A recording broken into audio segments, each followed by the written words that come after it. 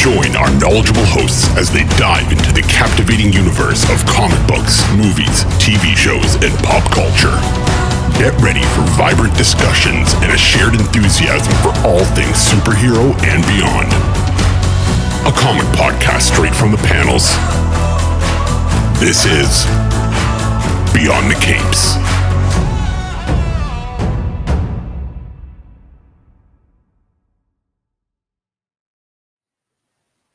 All right, everyone, welcome back to another episode of Beyond the Cape podcast. With us today is Andrew Thomas, comic book artist and letterer. You might have seen him on Instagram as the Fat Man Who Letters. Welcome to the show. Thank you so much for having me, Ryan. It's an honor to be here.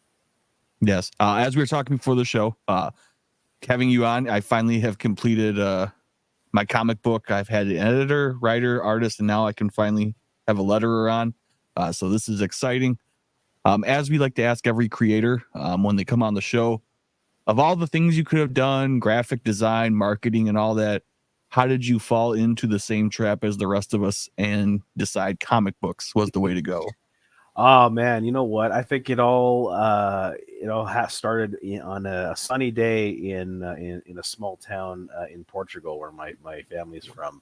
I used to go every year, and I mean, in Portugal, much like the rest of Europe, you can't throw a stone and not hit a cafe. So there was one particular cafe that was near my grandmother's house, and along the window, instead of having, your typical, book racks or a spinner rack or any book sort of shelves, they would kind of take magazines and books and comics, and they would put them into bags, and then they would just suction it to the to the inside of the window, so they're facing out, and that way people walking by could see them. And what caught my eye was volume 4 of Ultimate Spider-Man, but it was in Portuguese. So I was the first comic I think I bought with my own money, and that I guess that just kind of dates me a little bit. It just shows you how young I am. But like, I didn't really read comics or getting into it until I was a teenager. And in high school, that my library had a nice collection of Batman graphic novels, like the essentials, and I went through them, and I fell in love, not only with Batman, but like just the concept of the graphic novel or of comics in general. And after high school, I went to school for game design. I figured there was a time where I thought that was the direction that I wanted my career to go in. But after I graduated, I gravitated right back into comics. And this also happened when the New 52 came out with DC. Yep. And so that was the perfect jumping on point. That's when I became a collector. That's when I fell in love with Greg Capullo and his work on Batman. And then I just, there was a rabbit hole of me, discovering Greg Capullo as an artist. So I'm going back and I'm reading Spawn, or I'm reading his old stuff with Marvel back in the 90s, and it just really inspired me because his style was extremely unique, and there was something about it that not only was it gritty and it was detailed, but there was also this cartoony aspect to it. And I remember reading a tweet from him once that he's like, if I think that the faces or the things look a little too realistic, I'll erase it and I'll start over and try to pull it back a little bit, which is extremely fascinating, because he totally can, if he really wanted to go with that full, that full realism effect, something that Jim Lee is good at doing, or David Finch or something like that. But no, he keeps it more cartoony. I think he really nails the comic book look, to a T.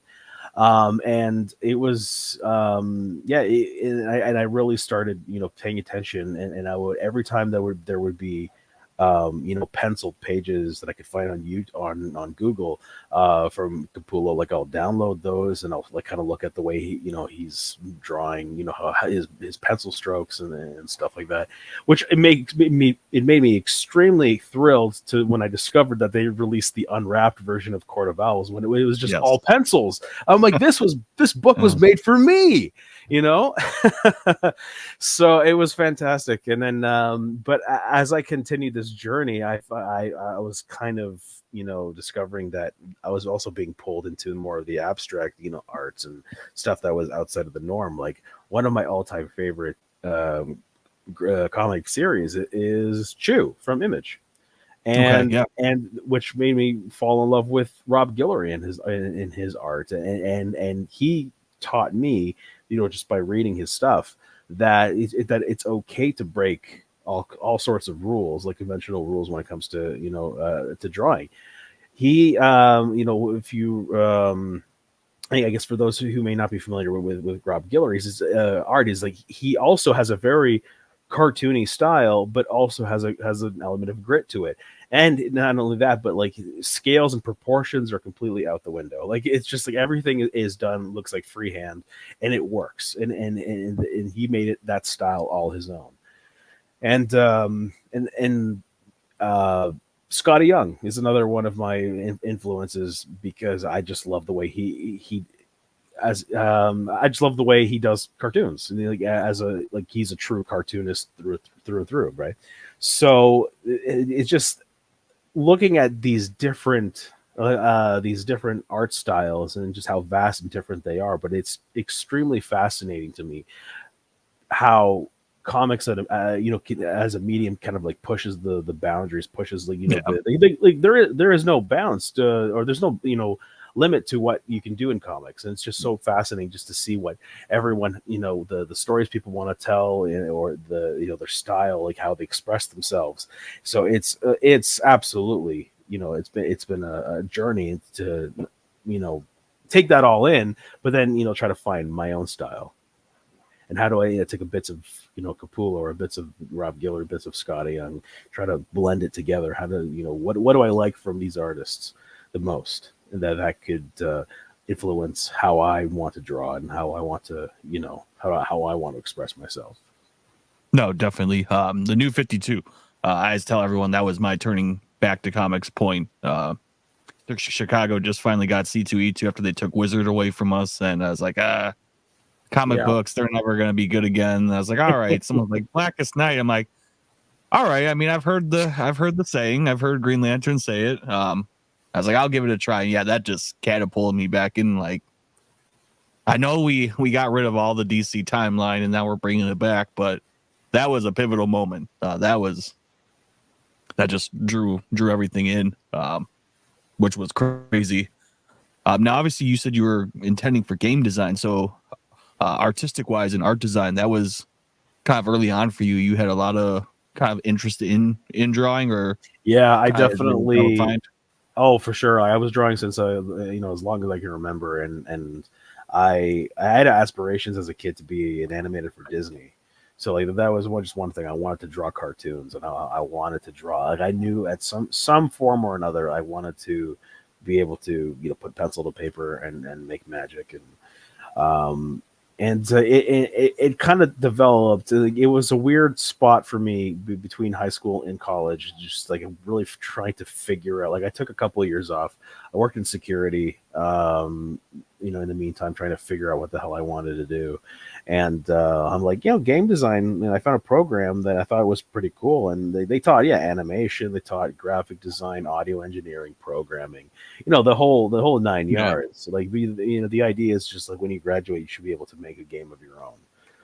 Unfortunately, that wasn't the case for me, but we had a culminative project with the class where we had to come up with where we had to design our own 2D side scroller. So I was in charge of creating our main character and animating that. So I did put a lot of that into practice. But after college, it's just like that was right when DC launched New 52, and just me kind of getting into comics and me like, I kind of want to take a stab at this. And I was married, I already had my first kid, and it's probably wasn't the smartest idea to go start doing freelance graphic design and all that, but I did, and I took a huge gamble with that, and I think it's paying off. X amount of years later, but no, I think it's important that if you can take those risks, if if you really do believe about it, believe in it strongly, I think it's worth pursuing. And it just one thing led to another, and then just today, kind of thinking back of what I've already done, like I have severe imposter syndrome, a lot of times, because I'm like that's I see a name on a book that looks like my name. Yeah. It's just like that can't be right. Me beside Kevin Smith? Are you kidding me? Like, who is this guy? Exactly. So it's been wild, man. But I'm very grateful for the opportunities that I've been given, and I have a very strong support network, and a very supportive wife who kind of pushes me forward. And she, so some people kind of want their partner to be their cheerleader, or they want them to be their hype man. She's kind of the opposite, where she kind of brings me back down, where I'm like, oh my god, I get to work with Kevin Smith and all that, and she's like, it's about time, right? It's like you deserve this. You're meant for this. It's only about time. And so I'm like, you know what, you're right. And so it's very humbling, as well. It's just like to recognize that hard work does in fact pay off. And I forgot your original question. I rambled on too much, but no, I think that answers exactly what we were going for.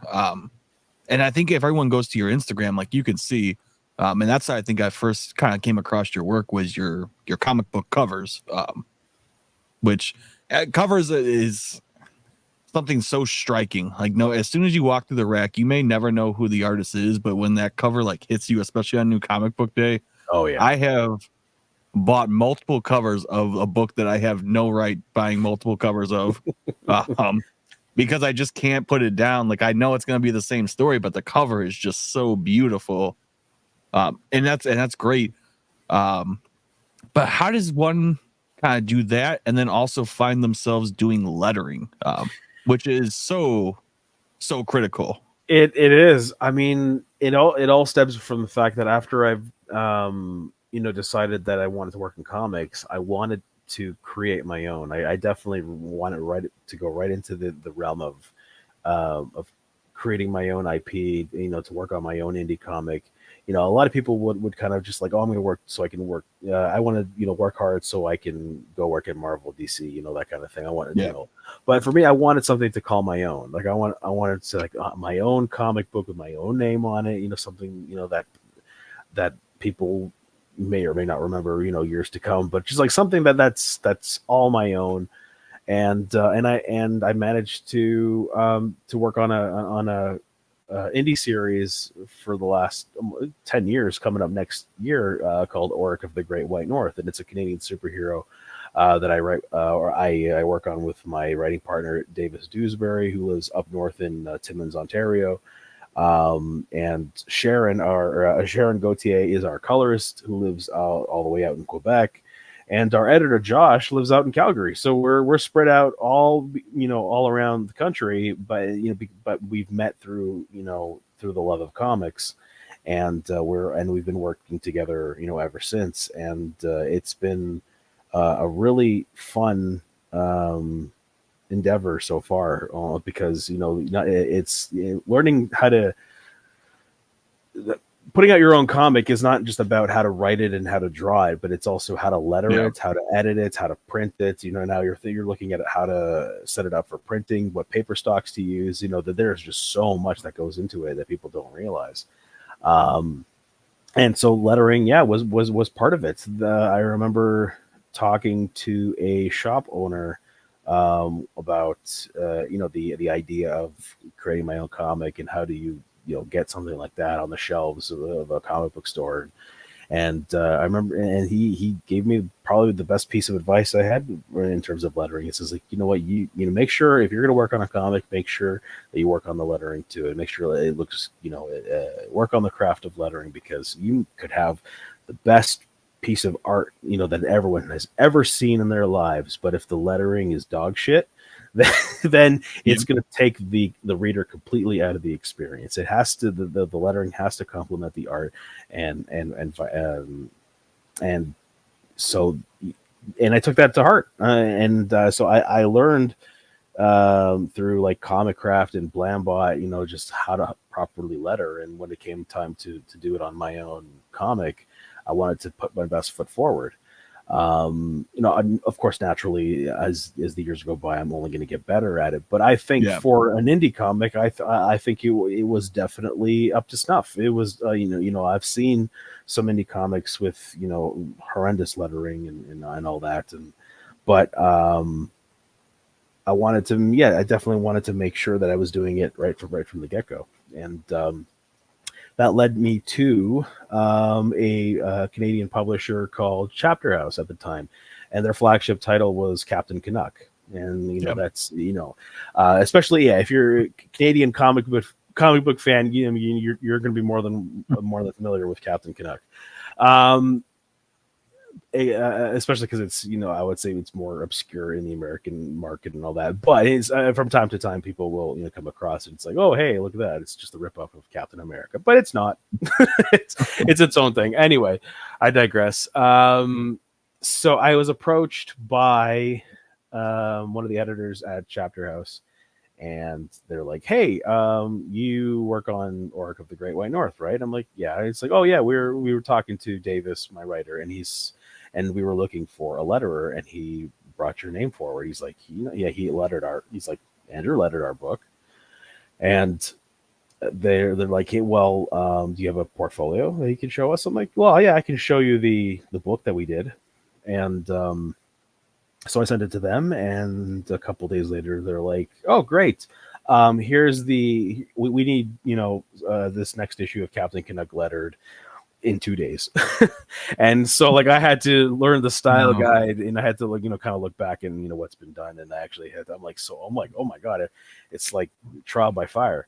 And I did, and I actually managed to turn it in, and I thought it looked great. I thought it looked like what it had been done previously. Like I kind of as you're matching the style guide, it's the hard work's kind of already been done for you. And that was issue 10, I believe, of Captain Canuck of the rebooted series, and then they came back to me with the next issue, and next thing I know, they offered me an in-house position to do all their in-house books. And which was a perfect timing because they were just about to launch the extended universe of comics. So they were launching a bunch of spin-off titles that were all interconnected. And I lettered all of them. And then through lettering, I got to also let them know that I'm like, hey, I also draw. So I got to do covers and some interior work, and I pitched them an idea for a kid series, like a Captain Canuck kid series, which did get a first issue, but it didn't. It just kind of it didn't pick up enough traction. I guess perhaps it wasn't marketed well, but which it was a fun project because I definitely kind of tapped into the whole Scotty Young vibe to kind of to go into that. Yeah.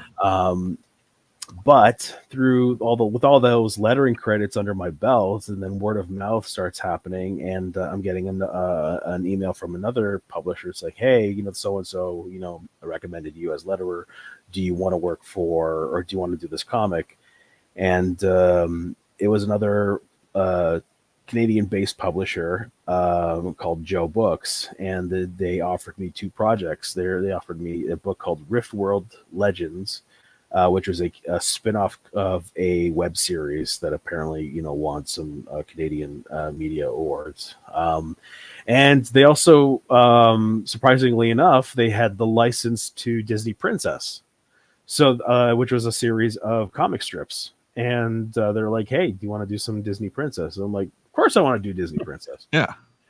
So it's kind of like full circle moment. I ended up doing work for Disney after all. Not drawing, but it's still it's a big it's a big deal. It's like, hey, oh my God, I got work for sure. Disney. And then through Chapter House, I met Dan Parent and Fernando Ruiz of Archie fame, and they were doing their own book called Die Kitty Die. and they brought me on to do the second and third volume of Die Kitty Die on the lettering. So I got to do that with them, and then Fernando goes and he does a few side projects with Archie, and he says, "Hey, do you want to letter those?" So it just becomes like, you know, you meet people and then they kind of bring you along to other projects. So here, you know, there's Disney, there's Archie, you know, and I'm just kind of racking up these lettering credits and getting all these gigs, and I'm just kind of stopping and I think to myself, and I'm like, look, this is an odd trajectory, or, you know, where your career is going, but this seems to be opening more doors for you. Yeah. So maybe you should ride that wave. And I'm like, okay, let's do it full time. And that's how I did. And I started marketing myself as a letterer. And I'm like, hey, I'll take taking all comers, you know, I'll take whatever you got. And which kind of led me to, you know, working, not only working with, I got to work with Rob Guillory, one of my all-time favorite artists, on his created series Mosley for Boom. And all because I have him on Facebook, and he posts that he had just written up an outline for a new creative owned project. And just on a whim, I commented on his post. I said, "Hey, by any chance, do you need a letterer?" And he responds and he goes, "I might. Message me." And I sent him a portfolio, and he gets back to me and says, "Yeah, Boom likes your stuff. We want to offer you the position." And I'm like, sometimes that's all it takes is if you don't take those chances, you know, you never know what you're gonna get, right? You never know what you could possibly land. So I mean, like, I kind of I like to pat myself on the back a little bit for going and just kind of being more of an opportunist, and just kind of like, hey, you know what? The worst they can say is no, right? So, and that's essentially how I got the same gig with Kevin Smith. Was we were both guests at the Calgary Comic-Con back in 2002, and that weekend, I think he had just, not that weekend, but I think it was prior to that weekend, he had just sent out a press release stating that he had teamed up with Dark Horse to create an imprint called Secret Stash Press, where he was going to do his own comics. It was a big story. It was like, oh, Kevin Smith back into comics with his own imprint, and he was going to have two titles, Masquerade and Quick Stops. And at the time, I was part of his fan club, the Kevin Smith Club, and I had met him previously virtually, because one of the perks of being a member is you get to do like this Ask Kevin, and it's almost like a virtual meetup. If you're a member, you know exactly what I'm talking about. Yeah, I know exactly what you're talking about. Yeah, so there was the at the AKA, and so I got to meet him in person, and I was doing a lot of fan art as well at the time. This was all during the pandemic.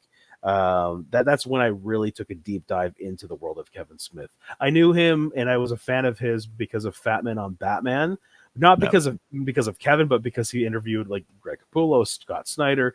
Like that was my what pulled me in. But during the pandemic, it kind of shifted gears, and I took that rabbit hole of Kevin Smith, and I started watching all his movies, and I fell in love with just with his sense of humor and on who he is, and look all the Wake and Bake podcast, just listening to everything, and just being so enamored by everything that he did, and just how to put it, he's there's a lot of words that could describe him, but he just really is a genuine article. You know what I mean? Like, he is really true to himself. My mind's racing trying to pick out some better words there, but I think the point, it's just like I was totally enamored with him, and loved his movies, thought they were hilarious, and so I was doing a lot of fan art. And I got to show him when we did the AKA, and so like he kind of was already familiar with what I was doing, just in terms of like, oh, hey, there's a guy, part of the fan club that can draw, whatever. And I would post them on Instagram and I would tag him. And next thing you know, is like he starts liking my stuff. He starts leaving comments, and then he follows me, and I'm like, oh my god, Kevin Smith follows me on Instagram. Like it's just so wild. So that weekend in Calgary, I make it a point to go see him in person. And as a guest of the convention, one of the privileges you have is you get to skip the lines. So I'm like, I'm going to use that to my full effect. And there was a huge line for Kevin. And actually, Kevin and Jay were in the same booth together. And normally you would have just like you would go up and there's a table, the booth where the celebrity is. Well, for Kevin, his entire booth was curtained off, all four sides. And so we would get to the front of the line, and I got an escort from one of the showrunners for Calgary, and they bring me to the front of the line, and I pull up on my phone, one of the pieces that I did. It was actually I guess I completely skipped the fact that. Through the fan arts, I had done 3 pieces of official Jay and Silent Bob merch for the Chivery. So I did 3 awesome. Like official T-shirts that for them. So I pull up one of the shirts on my phone, and so at first I meet Jay, and I'm like, hey, how's it going? So I get to meet him and finally introduce myself, and I show him the picture, and he's like, that was you? Dude, I freaking love that. Like he's like singing my praises, and I'm like, oh my god, like, can you believe this is happening? And then I move over to Kevin, and Kevin already catches a glimpse of my phone, and he sees it too, and he goes, hey, wait a minute, you're the fat man who letters. And he calls me by my Instagram, and I'm like, yeah, that's me. Like, and he goes, so lettering. He's like, is that what you do? And I'm like, yeah, it's actually what I do now. That's my bread and butter. And he goes, well, I've got new comics that I'm going to be doing with the Dark Horse. I mean, do you want to come on board and letter for me? I'm like, yes. Yeah. I didn't even get a chance to ask him. He offered it to me right on the spot. And it was so wild, because he's like, okay, I'm going to make sure I'm going to get people in contact with you. So like that whole exchange, everything was like 2 minutes, because there was a huge line, so the line had to keep moving. And so I'm like, oh yeah, okay, absolutely. I'm like just completely manic and just not even sure where I am anymore. And so I exit the booth, and I'm just like, what the hell just happened? And so and then the panic starts setting in a little bit, because like, oh my god, he just made me a con promise. He's gonna forget. He's gonna forget. There's no way this is gonna happen. But sure enough, about 2 weeks later after that, I get an email from Dark Horse from the editor. He's like, hey, Kevin wants you to come on board, and here's the contract. And I'm like, okay, great. Which one does he want me to do? And he goes, oh, he wants you to do both. I'm like, oh, okay. No big deal. Yeah, no big deal. So yeah, I sign it up, and there you go. And then before we started production on that, the editor also comes by. He's like, oh, what's your phone number? Kevin wants to text you. I'm like, oh, what? I guess we could be texting friends. Yeah, I guess. So yeah, and it's funny enough, I get a message maybe about an hour later. It's like, Andrew, it's Kevin Smith. How are you? And I'm like, holy shit, Kevin. Like, what's up? Like, how do you even communicate with him? Like what the hell do I say? Like, I just say, okay, keep cool. So he says, look, I know you're going to be lettering the books, but I also remember that you also draw. And going back to all the fan art and the T-shirts, and I'm like, yeah. And he goes, well, do you want to do the exclusive Secret Stash cover for Quick Stops issue 1? And no kidding, in all caps I said, fuck yes. And he's like, great, let's start coming up with some concepts. And I'm like, okay. And then we got right to work on that. And I gave him a few different ideas until I decided to pitch him the idea of the homage cover of the. Actually, you know what? I have it right here. I came prepared. So yeah, the homage cover to the first appearance of Robin, which was Detective Comics 39, 38 or something like that. I think so. So yeah, so there's so yeah, that was that, and I made it look all retro. Oh my god, that's terrible. You can see with the filter, but yeah, I gave it like a distressed retro filter look and everything like that. And we went a couple times back and forth because he had notes on like what Ben Affleck's face looked like on the cover and all that. And yeah, and then that was just like, oh my god, like everything was happening in rapid succession. It was hard to like find a moment to breathe because I was doing Masquerade, and then I was doing Quick Stops, and then him telling me directly, he's like, okay, you're gonna do the draft and then you're gonna send it to the editor, but I also want you to send it to me because because like I'm a writer, I gotta make sure everything is is all up to code, up to snuff. And I'm like, I get it. And so just getting notes from him, getting, just texts and stuff like that, just completely wild, like just a wild experience. I mean, even though it's extremely minimal and our correspondence just kind of always is no more than just, it's always, book related or something like that. And then that comes out, and it's just like the first volume of Masquerade, and then the first volume of Quick Stops, and then now we were on to volume 2, and I did a second cover for volume 2 through Can Comics, which is my local comic shop here in Brantford, Ontario, and coincidentally, it's funny that how things kind of, the way things happens, because I had moved to Brantford in 2021, and and then I met up with, or I introduced myself to Can Comics, and they became my new local comic shop, and then me just learning how much of an effect, or how much how much Brantford means to Kevin Smith. Because of his love for hockey and him meeting, being friends with Walter Gretzky and stuff like that. So it's just like, it's so wild. And when he announced that he was coming to Brantford for a hockey themed comedy show, I told the guys at Capcan, and I said, look, we should maybe try to get Kevin in the shop for a signing. And we made that happen. And then Kevin came, for a couple hours before the actual the show, and then they also Capcan became the Canadian hub for Secret Stash Press, in terms of like distributing their exclusives.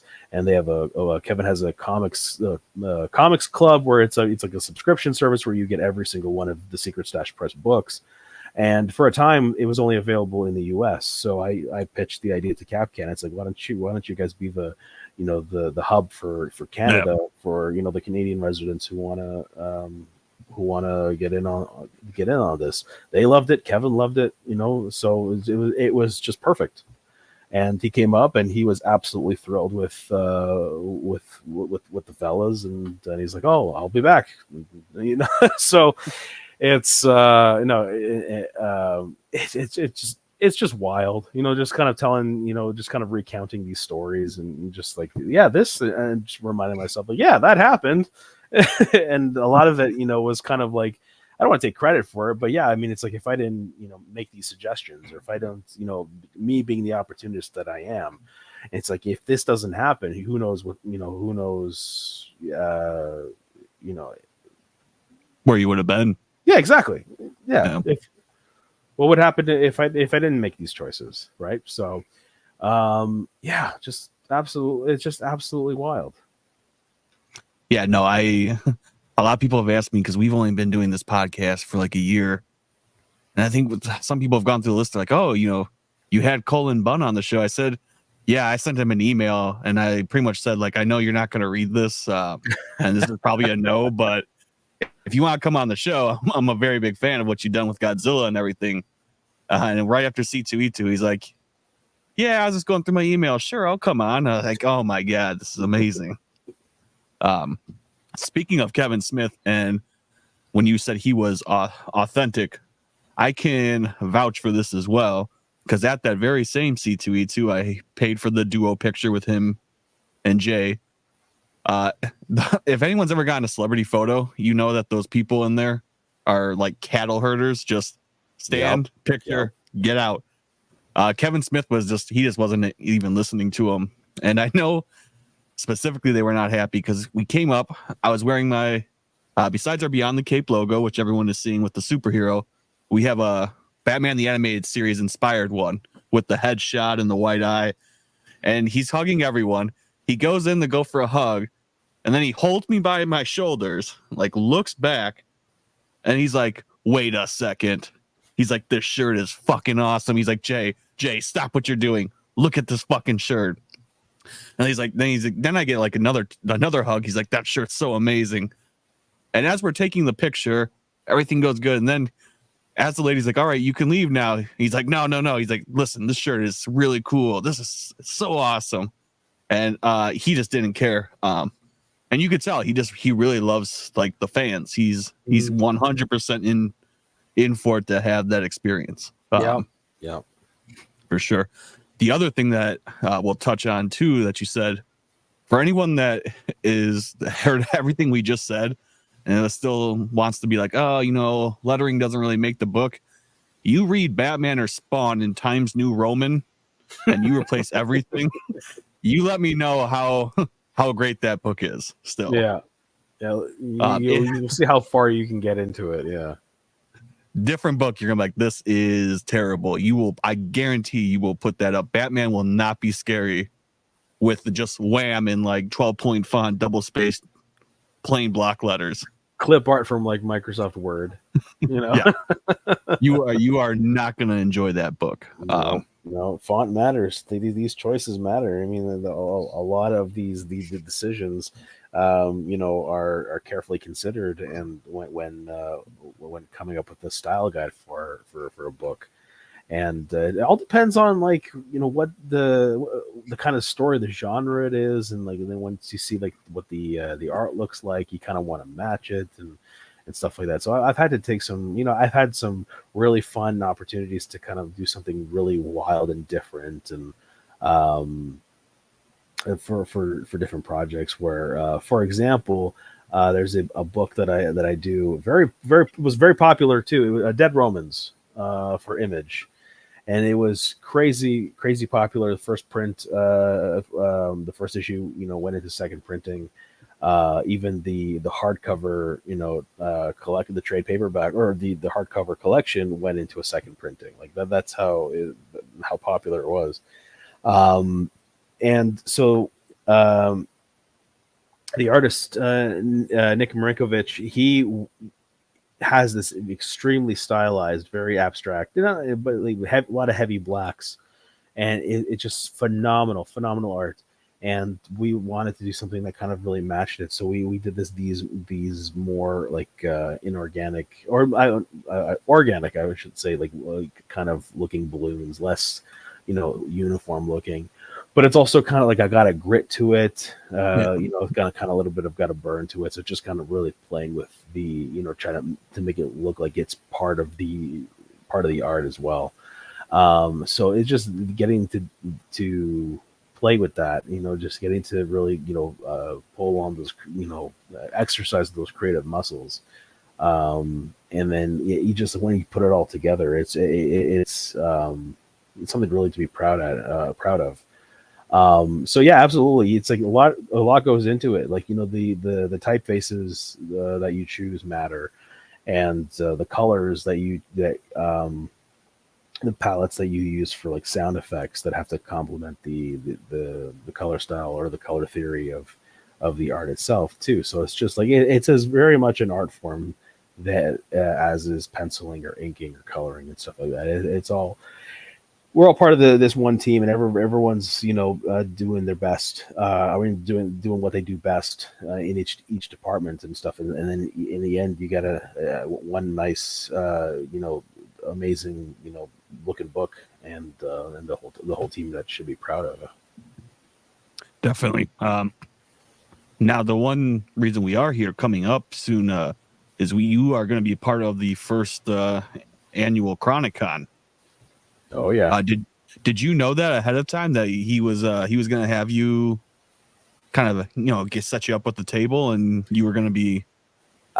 So when it was first announced, I reached out to Kevin, and I said, look, wouldn't it be cool? Or I said, look, are we going to have if it's going to be all things Kevin Smith related?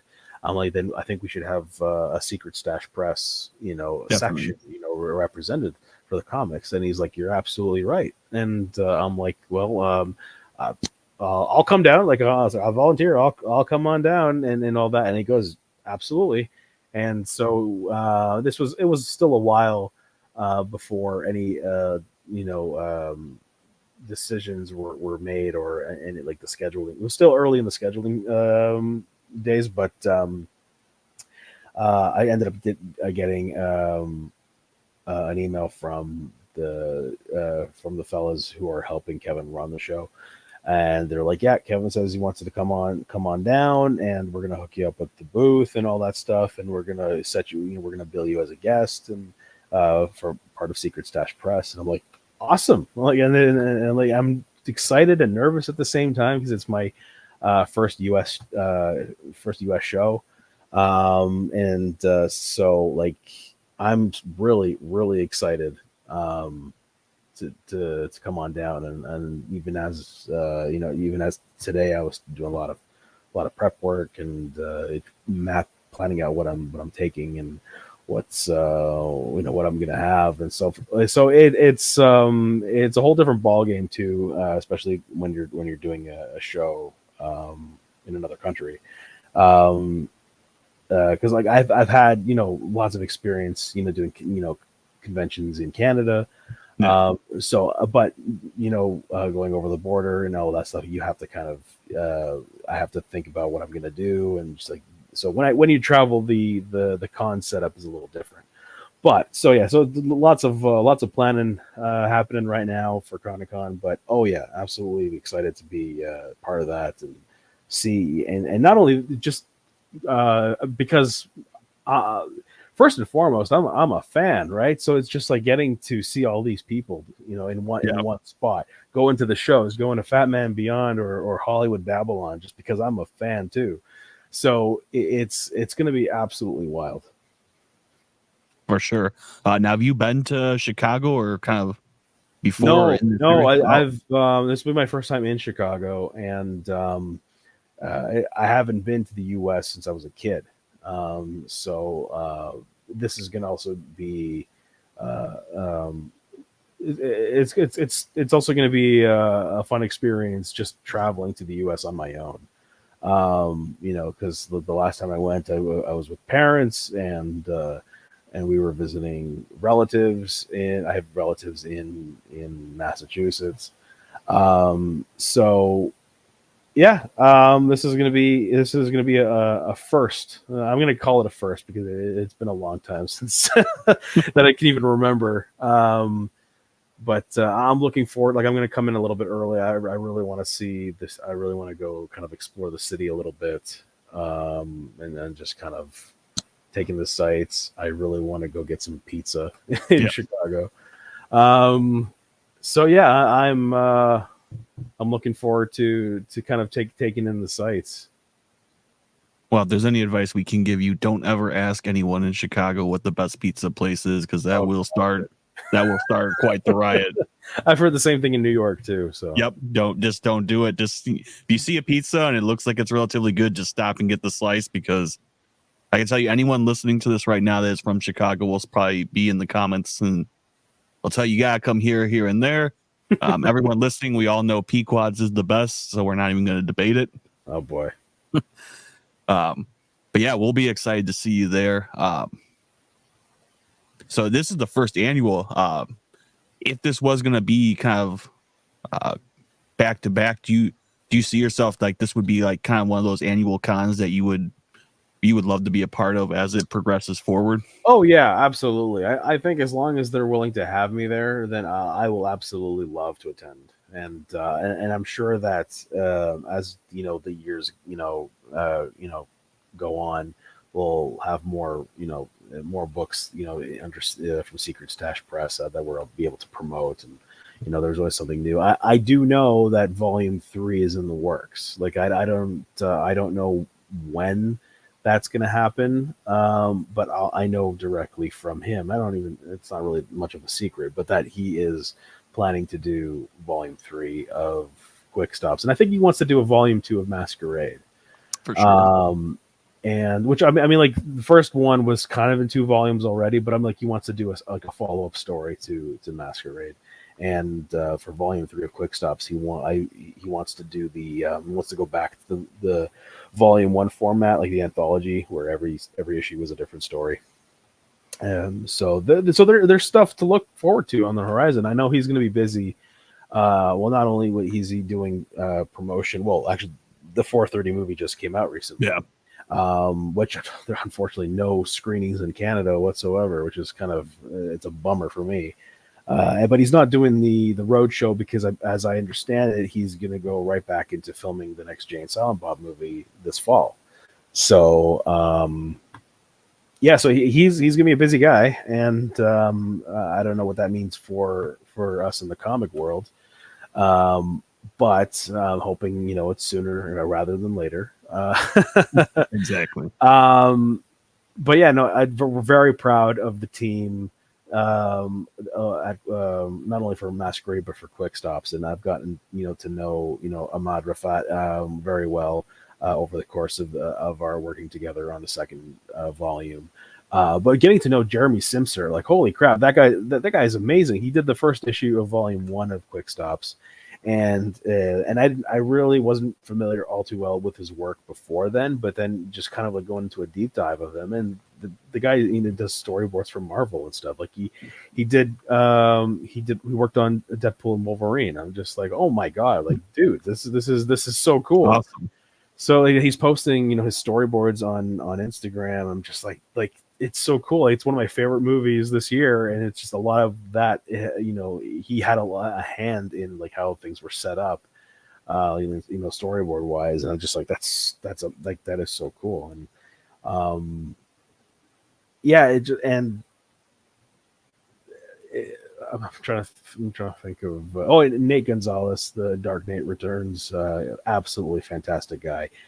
He did the cover for Volume 2, Issue 1, which he killed and stuff like that. And his work is fantastic. His movie posters, oh yeah, like he's on another level. That guy. I'm not sure what else to say at this point. It's fun. It's been a fun experience, and I hope there's more. For sure. I really do. Sounds like we got a lot to look forward to. One final question before we kind of wrap it up, I guess, for everyone. Do you have any plans this Saturday for Batman Day? I usually do, but no. This weekend I'm going away just for a little well-deserved vacation, just kind of relax a little bit. It's been like nonstop conventions for me and work in between, so kind of need to decompress a little bit before I do another convention and then go to Chicago and then just all that stuff. So, but on the subject of Batman, I will be taking some Batman reading material with me to the cottage. Where I will be reading it by the lake. So that's how I will spend my Batman day. Can't be beat. Well, thank you for coming on. Thank you for answering our questions. Like I said, we look forward to kind of seeing what you put out there coming up here. For everyone interested in keeping up to date with you, seeing what you're working on, and again, contact with you, where are the best places to follow you? Best place really either Instagram, Threads at the Fat Man Who Letters. You can also find me on Facebook as well. But that's really about it. Awesome. Well, again, thank you for coming on. Everyone listening, go give him a follow. Look at his work. Read Quick Stops if you haven't already. You're going to love it. And we look forward to seeing you at Chronicon. Everyone listening, Yeah. have a good night. And stay ready.